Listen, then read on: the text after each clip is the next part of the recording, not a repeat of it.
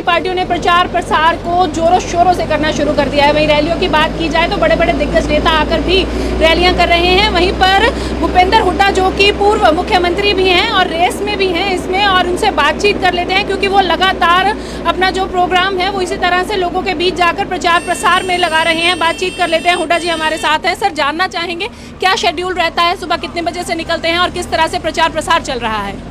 सुबह 10 बजे करीब निकलता हूँ, रात को जब तक प्रचार हो सकता करते हैं 10 बजे तक। सर, लगातार घूमा जा रहा है, देखा जा रहा है, प्रचार प्रसार भी किया जा रहा है। इस बार आपको क्या लगता है किसकी हवा चल रही है? कांग्रेस के पक्ष में लहर चल रही है और छत्तीस बरादरी ने फैसला कर दिया है अब की बार कांग्रेस की सरकार।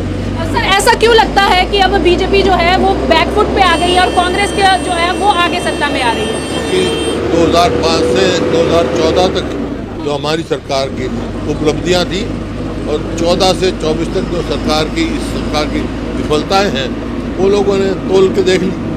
तो इस सरकार को विफल सरकार मांगा है, माना भ्रष्ट सरकार माना है, नॉन परफॉर्मिंग सरकार माना है। सर, लगातार देखा जा रहा है कि विपक्ष हमलावर हो रहा है कांग्रेस पे, कभी किसी चीज को लेकर। खासतौर पर ये कहा जा रहा है कि झूठ फैलाया जा रहा है। एक तो धारा 370 को लेकर के और धारा 370 को लेकर के और संविधान को लेकर के कह रहे कांग्रेस झूठ फैला रही है।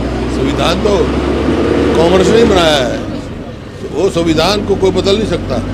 जो इनमें पहले बयान आया था बीजेपी के एमपीओ का 400 सीट दे दो हम संविधान बदलेंगे, इस संविधान को कोई बदल नहीं सकता।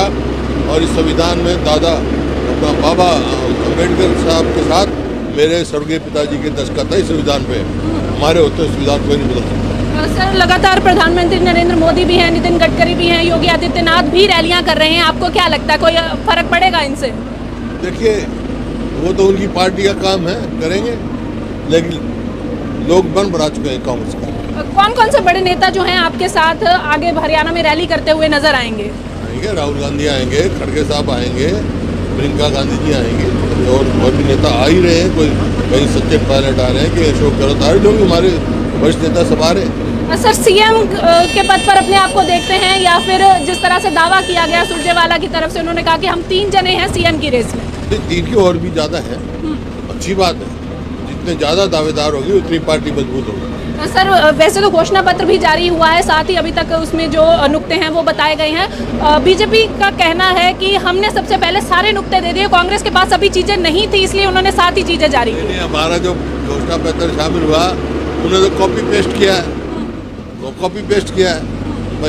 एक तो मान गए ना अपनी कमी, जो हम कहें हमने 2 लाख नौकरी देंगे बच्चों को, इसका मतलब 2 लाख नौकरियाँ खाली है ना जो उन्होंने अपने घोषणा पत्र में दे रहे हैं। क्यों खाली है भाई? अब तक युवाओं के साथ मजाक किया, ये कौशल रोजगार में ना तो रिजर्वेशन ना कोई मेरिट, भ्रष्टाचार का अड्डा बनाया है। 2 लाख सैंक्शन पोस्ट खाली आ जाएगा।